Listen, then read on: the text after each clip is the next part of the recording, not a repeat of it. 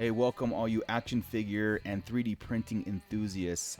This is the Tosche Staion Emporium's YouTube channel, your home for 3D printed stands and action figure displays. Hey guys, so what is going to be in this Tosche Staion YouTube channel? What is the contents of this? What do I do?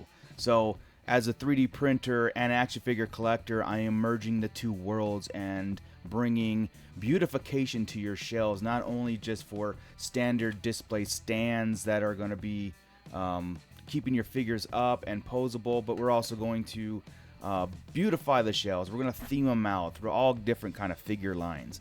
Also, we're planning on doing 3D printing help and guides and just in the 3D printing community in general.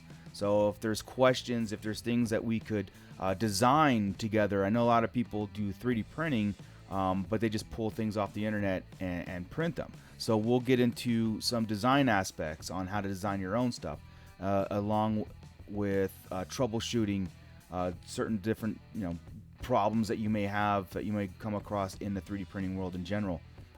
Also, of course, it's again the other part of the world is the action figures, right? So how do we theme these out? How can we take a line like Star Wars and really showcase them on your collection? Not just like what you see behind here is one half of what this is, right? They're all on just individual stands, but what you're going to come along the journey with me and hopefully build your own toy room up is going to be the other half of it, the displays, the reenacting the scenes, the dioramas and everything associated with that.